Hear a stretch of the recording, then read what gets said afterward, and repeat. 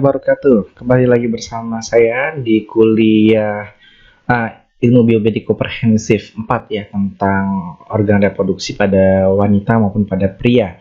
Pada kali ini saya akan membahas tentang beberapa patologis yang terjadi dari ibu hamil, terutama di trimester 2 dan trimester 3. Oke, baik. Sebentar, saya share screen dulu. Oke, terima kasih teman-teman sudah tetap semangat ya untuk belajar di tengah pandemi seperti ini dan di akhir tahun yang biasanya yang lain pada mulai mencari aktivitas untuk berlibur, sementara teman-teman yang sedang melihat video ini tetap masih semangat untuk belajar ya. Oke, saya apresiasi sebesar-besarnya untuk kalian.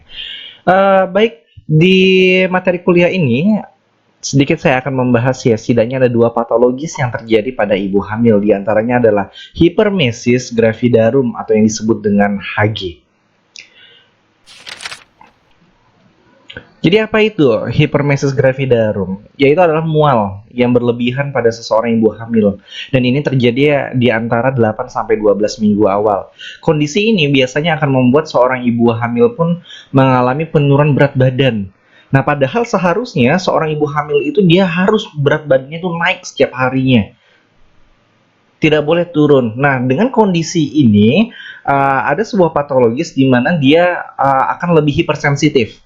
Penciumannya lebih hipersensitif, lalu indera perasanya juga lebih hipersensitif, sehingga membuat dia pun tidak merasa nyaman pada saat beraktivitas di luar rumah. Bukan hanya di luar rumah ya, baik di dalam rumah maupun di luar rumah. Sehingga untuk mengkonsumsi makanan pun dia juga enggan untuk melakukannya. Bahkan ada suatu kondisi tertentu di mana seorang ibu yang mengalami hipermesis gravidarum ini, dia bahkan sampai bisa saja muntah darah. Karena tidak ada yang dikonsumsinya lagi, tapi dia tetap mual. Itu terjadi. Ya, terjadi. Dan pada kondisi ini biasanya ibu hamil pun juga enggan untuk mengkonsumsi makanan yang berbau menyengat gitu ya. Nah, ya resiko terbesarnya adalah dia keguguran karena si bayinya mengalami kekurangan nutrisi. Nah, oke, jadi kita lihat di sini dari definisinya adalah hipermesis gravidarum itu merupakan mual muntah dengan intensitas berlebihan selama masa kehamilan sehingga mengganggu aktivitas. Walaupun sebenarnya mual dan muntah itu pada ibu hamil atau di pagi hari ya, morning sick itu normal terjadi, tapi ini berlebihan teman-teman. Terjadi di antara 8-12 minggu awal. Nah, artinya ini mau masuk di trimester kedua. Batasan mual hingga lebih dari 10 kali muntah. Dan terjadi penurunan kesadaran dari ibunya ini. Wah, dia membuat sampai lemes seperti itu ya, karena mual yang berlebih, lalu dia juga tidak ataupun enggan untuk mengkonsumsi makanan untuk energinya ya. Dan prevalensinya adalah kecil ya teman-teman, jadi 1-3% atau 5-20 kasus per 1000 kehamilan. Nah, jadi saya pernah menemukan juga seorang ibu yang dalam kondisi ini, di mana benar-benar dia sensitif banget. Dia hanya bed rest aja di dalam kamar, karena kalau misalnya dia keluar kamar mencium bau-bau yang menyengat gitu, entah bau apa itu yang sebenarnya pada orang normal yang dia tidak hamil ya, itu tidak merasakan bau apapun. Tapi dia terlalu hipersensitif jadinya kan terbawa lebih mual. Dan itu bahkan dia tidak bisa mengkonsumsi makanan apapun. Makan nasi nggak bisa, apalagi makanan Indonesia kan lebih cenderung yang beraroma. Kalau misalnya tanpa aroma, biasanya kurang sedap gitu ya. Kayak misalnya opor, lalu sate, itu kan aromanya menyengat ya. Dan dia tidak bisa makan itu. Akibatnya apa? Jadi ibu yang saya temui ini, dia setiap harinya mengkonsumsi Indomie. Ya kalau nggak makan mie instan, dia nggak bakal bisa makan itu. Dan ya benar saja yang akhirnya akan membuat dia muntah darah gitu. Itu efek terbesarnya kalau misalnya tidak diatasi ini. Nah, biasanya dalam kondisi ini fisioterapi tidak memiliki peran besar. Ya, peran fisioterapi hanya sebatas untuk memberikan relaksasi, yaitu breathing exercise dari ibu hamil ini. Sementara medikamentosa jauh lebih dibutuhkan ya untuk menetralkan antara simpatis dan parasimpatis. Ya, kalau misalnya dia simpatisnya terlalu rendah, maka dia akan membuat lebih mual lagi dari ibunya ini. Mengapa itu bisa terjadi? Maaf, maaf. Nah, mengapa itu bisa terjadi? Dalam kondisi ini diakibatkan karena human chorionic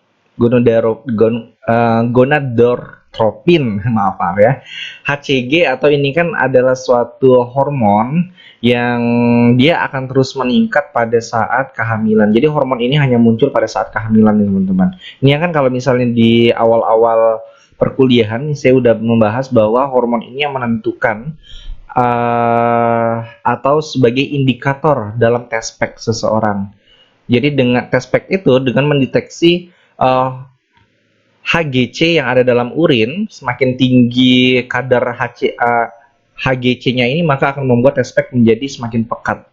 Nah, semakin meningkatnya hormon ini, maka akan membuat si ibu hamil tersebut pun juga akan lebih cenderung, lebih beresiko untuk mengalami muntah-muntah ataupun mual. Lalu peningkatan dari estrogen juga pada ibu hamil. Ya wajar ya, karena organ reproduksi pada ibu hamil semuanya sedang bekerja. Indikasi kehamilan kembar. Ya, lalu pertumbuhan janin abnormal. Nah, jadi ada dua kemungkinan. Ada kemungkinan yang paling membahagiakan, yaitu adalah dimana memiliki kehamilan kembar. Tapi resiko untuk resiko untuk mual itu akan lebih besar pada anak yang pada ibu hamil yang melahirkan anak kembar. Tapi ada juga dalam kondisi lain yang membuat patologis dari anaknya nanti ya, pertumbuhan janinnya abnormal atau mola hidatidosa, ya namanya susah juga ya di sini, atau bisa merupakan kehamilan pertama juga. Nah, biasanya ibu hamil ini kalau misalnya dia sudah kehamilan kesekian gitu ya, hamil kedua, hamil ketiga, maka dia untuk rasa muntah, rasa kelelahan, dia juga akan lebih tidak selelah sebelumnya ataupun pada kehamilan pertama. Ya, apa yang dirasakan ya, yang dirasakan pada kondisi ini, pada kondisi HG, yang pertama adalah dia akan mengalami morning sick ataupun mual yang ekstrim, yang begitu besar ya. Lalu pusing, mudah pingsan, mata memerah, detak jantungnya cepat, lalu berat badan turun. Nah, ini yang dikhawatirkan adalah berat badan turun. Kalau misalnya berat badan turun kan mengindikasikan bahwa seorang orang ini mengalami kekurangan nutrisi, yang nantinya dikhawatirkan akan berpengaruh kepada janinnya itu. Ya, itu resikonya ya. Ya, semoga itu tidak terjadi ya.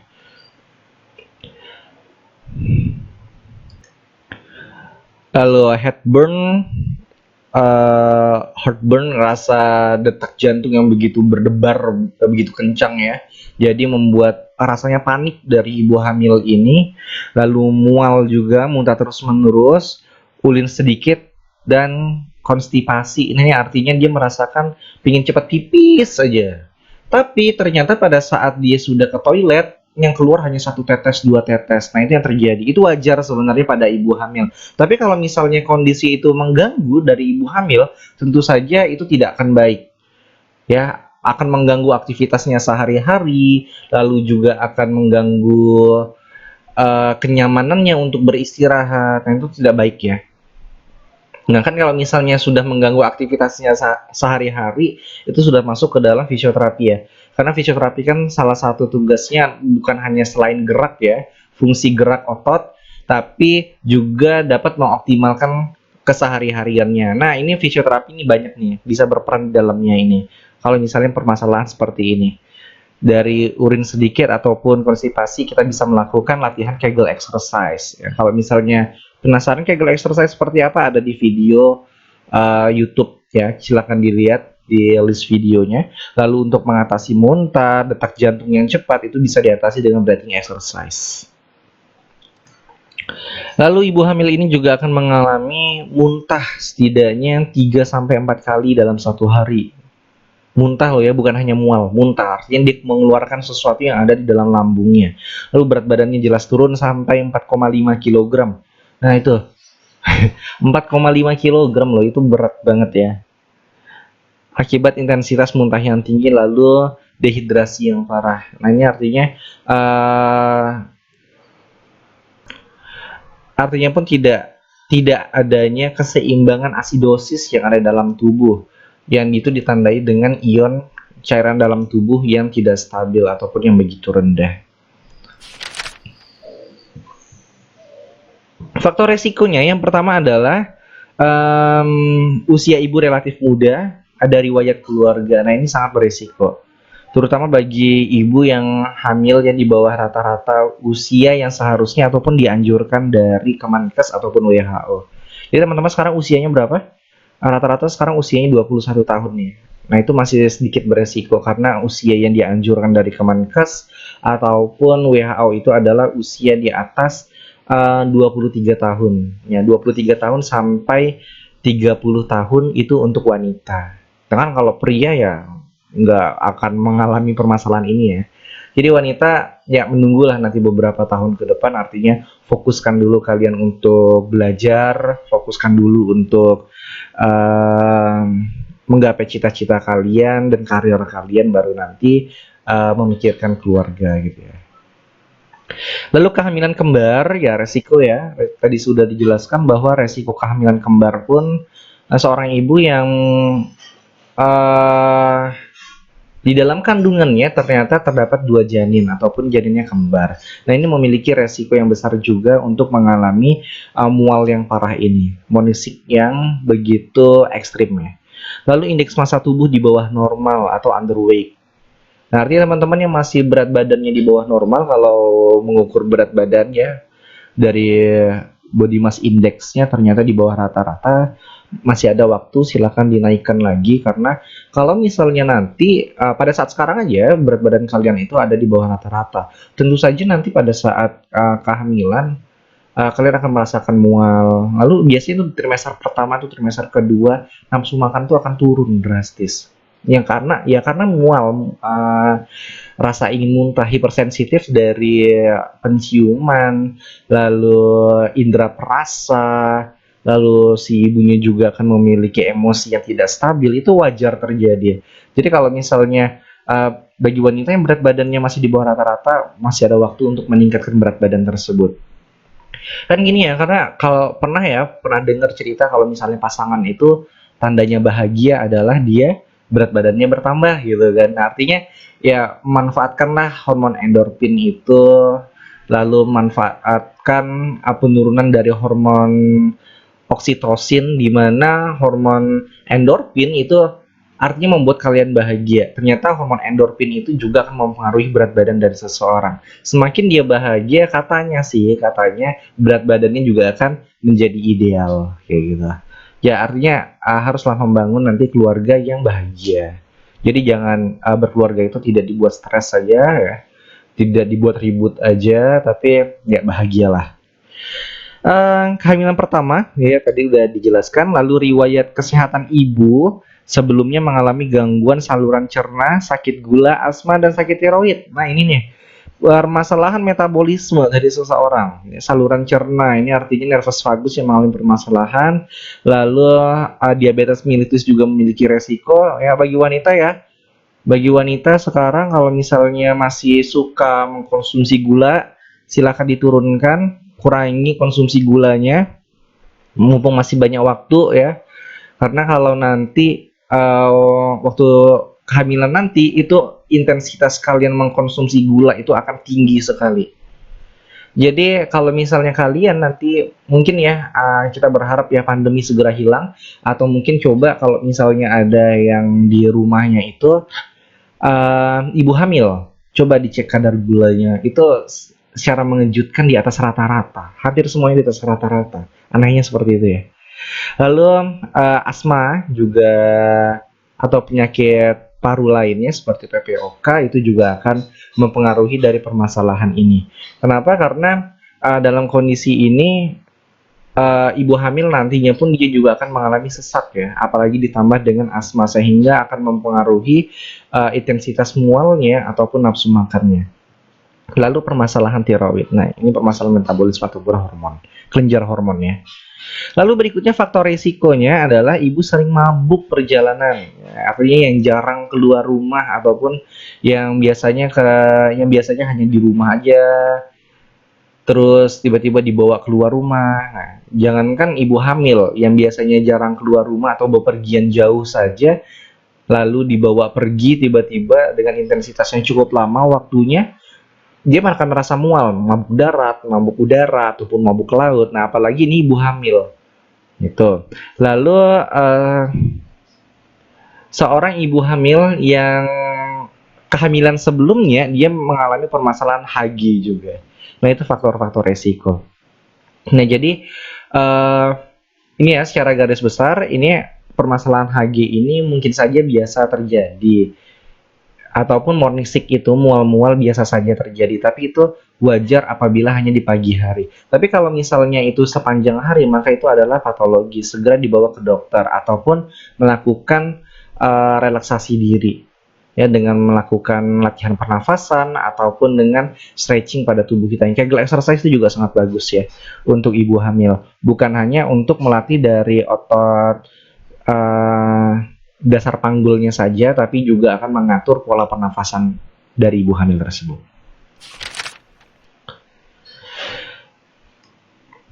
Lalu efek hiperemesis gravidarum yang terjadi adalah yang pertama akan membuat metabolisme lambat. Nah, metabolisme lambat artinya di sini simpatis akan lebih rendah daripada parasimpatis. Lalu depresi halusinasi, ibu suka melamun tiba-tiba, bengong, dehidrasi, artinya ini harus banyak mengkonsumsi cairan, elektrolit ya terutama. Lalu luka yang ada di lambung, ya tukak lambung itu wajar terjadi karena tadi ya seperti yang dikatakan tadi, ibu hamil ini dia mual untuk ataupun enggan untuk makan, minum, sehingga lambungnya kosong, namun HCl tetap terproduksi pada lambung sehingga karena asamnya dari HCl tersebut dapat mengikis dari lapisan dinding lambung dan mengalami luka. Nah, risiko terburuknya adalah kalau nanti menjadi tukak lambung. Itu wah, parah banget tuh harus dibawa ke rumah sakit tuh. Lalu berikutnya adalah kelahiran prematur, bayi berat dan bayi rendah saat dilahirkan ya. Ini resikonya besar. Karena berat badannya kalau misalnya di bawah 2,5 kg ataupun 2.500 kg artinya dia masuk kategori BBLR. Nah, kalau masuk kategori BBLR itu nantinya si anak kalau terlahir di rumah sakit ya, dia harus masuk ke PICU terlebih dahulu ataupun NICU. Ya, neonatal care yang nantinya akan dimasukkan ke dalam inkubator untuk diberikan penanganan khusus karena resiko anak yang lahir dengan berat badan di bawah rata-rata ataupun di bawah 2,5 kg itu resiko kehidupannya ya, kehidupan berikutnya setelah 48 jam hanya 50% saja. Artinya 1:2. Anak yang di bawah berat badan anak lahir di bawah berat rata-rata itu dapat bertahan hidup setelah 48 jam. Lalu berikutnya ada ketoacidosis. Nah, ini adalah efek dari hiperemesis gravidarum. Nah, penanganannya adalah tadi udah ya, udah dijelaskan ya, ada bed rest, artinya memang harus beristirahat dari ibu hamil ini. Kurangi berjalan-jalan, kurangi untuk banyak melakukan aktivitas, ya, berpergian keluar kota itu dihindari sama sekali, tidak diperbolehkan dan tidak dianjurkan itu ya. Lalu akupressure ya, katanya sih ya itu berpengaruh ya. Katanya berpengaruh, tapi mungkin nanti teman-teman bisa banyak membaca ya tentang jurnalnya. Ada nggak sih pengaruh dari akupressure terhadap HG ini dari ibu hamil? Lalu penanganannya adalah membuat tenang ya, membuat tenang dari ibu hamil misalnya dengan mengkonsumsi herbal. Nah, seperti jahe. Ada mitos yang beredar bahwa ibu hamil nggak boleh minum jahe, nanti keguguran. Kenapa? Karena jahe itu panas. Emangnya jahe itu akan masuk ke dalam ini ya, ke dalam rahim ya? Kan minuman ataupun makanan nggak bakal masuk ke dalam rahim. Tapi minuman dan makanan itu masuknya ke dalam lambung. Nantinya baru nutrisinya akan dikirimkan kepada anak melalui plasenta. Jadi itu hanya mitos ya. Ada mitos yang beredar bahwa ibu hamil nggak boleh makan pedas-pedas, ibu hamil nggak boleh makan jahe atau yang panas-panas. Lalu ibu hamil nggak boleh makan apa ya namanya ya? Ya banyak deh makanan itu. Ya kalau misalnya nanas ya nanas, nggak boleh makan nanas nanti keguguran, itu mitos. Tidak ada jurnal ataupun penelitian yang mengungkapkan bahwa adanya hubungan antara pemberian makanan tersebut terhadap keselamatan pada si bayi, nggak pernah ada. Ya jadi itu tidak ada, walaupun ada penelitiannya tapi tidak berhubungan. Ya tidak valid ya datanya. Kecuali kalau misalnya dalam makanan tersebut terdapat suatu unsur yang memang berbahaya bagi ibu hamil. Sebagai contohnya makanan yang berbahaya itu adalah eee, hewan laut ya, kerang-kerang. Nah, kerang ini memang dilarang oleh ibu hamil, tapi bukan kerang, tapi tidak semua kerang yang dilarang, bukan kerangnya. Yang dilarang itu adalah timbalnya. Kalau misalnya teman-teman membaca tentang kehidupan kerang gitu ya, ternyata kerang itu dia sebagai indikator dari kebersihan air. Semakin banyak kerang ya, kerang yang sehat itu adalah kerang yang hidup di tempat yang bersih. Nah, artinya di Indonesia ya, biasanya kerang tuh ada di pantai utara. Pantai utara ya benar? Iya, pantai utara. Kerang yang diambil di sana itu tidak dijamin keselamatannya untuk ibu. Maaf, ibu tidak akan didapat, gimana sih kalimatnya? Seorang ibu tidak diperbolehkan untuk mengkonsumsi kerang, terutama yang ada di bagian Indonesia utara, pantai utaranya Pulau Jawa itu dilarang. Kenapa? Karena kerang itu dia akan memfilter air yang ada di sekitarnya. Kita ketahui bahwa pantai utara Indonesia itu banyak limbahnya, lalu lalang dari kapal, sehingga airnya pun tercemar. Dan kerang itu memfilter semuanya, sehingga kalau misalnya kita membedah kerangnya, kita membuka kerang, atau kita pernah makan kerang, di dalamnya terasa pasir-pasirnya, ya, karena dia memfilter. Dan di dalamnya terdapat banyak sekali timbal ataupun merkuri yang sangat berpengaruh buruk untuk kesehatan pada si anak. Nah, itu yang sebenarnya yang dilarang. Jadi, bukan semua makanan itu dilarang, tidak, tapi sebenarnya adalah kandungannya yang tidak dianjurkan untuk ibu hamil.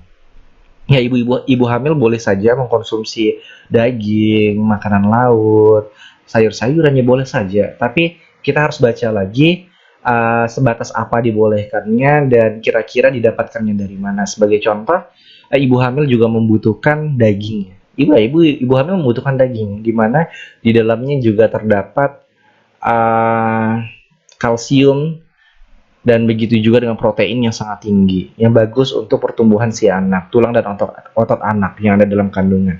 Tapi ternyata tidak semua daging yang diperbolehkan untuk dimakan oleh ibu hamil. Kenapa? Ya, tergantung dari pengolahannya bagaimana. Karena kalau misalnya pengolahannya salah dari mengkonsumsi daging tersebut, akan membawa toksoplasma masuk ke dalam ibu. Jadi toksoplasma itu bukan hanya dalam kucing saja, bukan hanya di bulu kucing. Kita selama ini mengkambing hitamkan kucing, sebenarnya yang membawa toksoplasma itu bukan kucing, tapi itu adalah kambing itu sendiri. Kenapa? Ya, kambing itu adalah hewan berdarah panas, bukan hanya kambing, tapi sapi, babi itu juga mengandung toksoplasma walaupun kadarnya kecil. Dan toksoplasma dia akan berkembang apabila terdapat sel inangnya masuk ke dalam tubuh manusia yang dalam keadaan sehat gitu kan. Masuk dalam tubuh manusia dalam keadaan sehat, dia pun akan berkembang. Bagaimana kok bisa dia berkembang? Ya, baca lagi silakan tentang bagaimana virus itu dia mampu berkembang biak. Jadi teman-teman akan memahami itu di sana.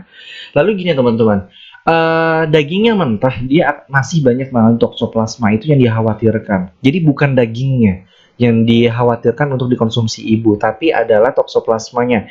Nah, lalu ya tinggal kita cari tahu bagaimana sih cara menghilangkan toksoplasma itu. Oh, ternyata dengan pemasakan yang di atas 15 menit dengan suhu di atas 200 derajat Celcius. Nah, caranya seperti apa? Caranya adalah dengan menggoreng ataupun merebus. Pak, apakah dibakar tidak bisa? Tidak. Kalau dibakar itu hanya bagian luarnya saja yang matang. Sementara di bagian dalamnya itu masih kategorinya masih mentah gitu ya, apalagi steak dan lain-lainnya, sate itu tidak dianjurkan untuk ibu hamil. Kenapa? Karena mengandung toksoplasma karena masih banyak mengandung toksoplasma. Kenapa kok ada toksoplasma? Karena semua hewan berdarah panas, semua makhluk hidup berdarah panas itu juga memiliki toksoplasma, namun kadarnya yang berbeda-beda. Gitu teman-teman. Ya, ini malah jauh ya membahasnya ya. Ya, kita kembali lagi dari penanganan HG, yaitu membuat ibu hamil ini menjadi lebih rileks. Ya, selain mengkonsumsi makanan yang membuat dia tenang. Jadi ya mumpung dia hamil ya, bagi seorang pria ini kan ada cowok-cowok juga ya mendengarkan video ini. Jadi bagi cowok-cowok yang nantinya akan memiliki seorang istri yang akan hamil, akan melahirkan anak Anda harusnya lebih peka. Apabila seorang istri tersebut menginginkan sesuatu, ya turuti saja, gitu kan. Untuk keselamatan si anak, tapi jangan juga nanti sebagai istri malah memanfaatkan hal tersebut. Gitu. Pak, pingin yang manis-manis, Pak, pingin yang manis-manis. Oh, pingin apa? Dedeknya pingin es degan gitu kan. Kok dedeknya malah yang disalahkan itu? Aku mau fitnah dedeknya itu jadinya. Ya, oke. Itu guyonan aja, maaf ya kalau garing. Oke. Lalu berikutnya yang membuat seorang menjadi lebih tenang itu kan sedang ada lagi ngetren ya sekarang ya, sebuah alat yang dapat mengeluarkan wewangian atau aromaterapi yang ada kandungan peppermintnya ataupun aloe vera. Nggak tahu deh kandungannya apa ya, bau-baunya itu yang membuat tenang itu diperbolehkan dan dipersilakan. Karena dalam poinnya di sini untuk penanganan dari hiperemesis gravidarum itu adalah membuat seorang ibu menjadi lebih tenang dan percaya diri dengan tubuhnya. Nah, relaksasi juga akan mempengaruhi. Jika gejala makin parah, bawa segera ibu ke rumah sakit. Nah, itu. Ya, kalau misalnya parah, tapi jangan jangan sampai lebih parah lah ya. Lalu berikutnya juga ada mengatur pola makan sehari-hari ya. Walaupun memang sehari-harinya setiap paginya itu ibu hamil dia akan mengalami morning sick ataupun mual gitu ya setiap harinya. Tapi tentu saja ibu hamil ini tetap membutuhkan nutrisi. Nah, turutilah sebagai seorang suami yang pengertian, ya, suamiable, yang pengertian, turuti apa yang diinginkan istri sedang mengandung, itu anak Anda juga nantinya, kebahagiaan istri itu juga menentukan keselamatan anak Anda, gitu ya. Oke, gitu teman-teman. Atur waktunya dan pola makannya. Yang terpenting kalau dulu namanya adalah 4 sehat 5 sempurna ya. Oke. Kalau sekarang adalah nutrisi yang cukup. Gitu. Oke, ini pihak Lamsi nanti minggu depan saja kita masuknya. Terima kasih teman-teman. Kalau misalnya ada pertanyaan, silakan di grup ya ataupun personal chat kepada saya. Nanti insya Allah akan saya segera langsung balas chat kalian atau pertanyaan-pertanyaan tersebut. Saya tutup dalam pertemuan pada hari ini. Terima kasih banyak. Wassalamualaikum warahmatullahi wabarakatuh. Sampai jumpa.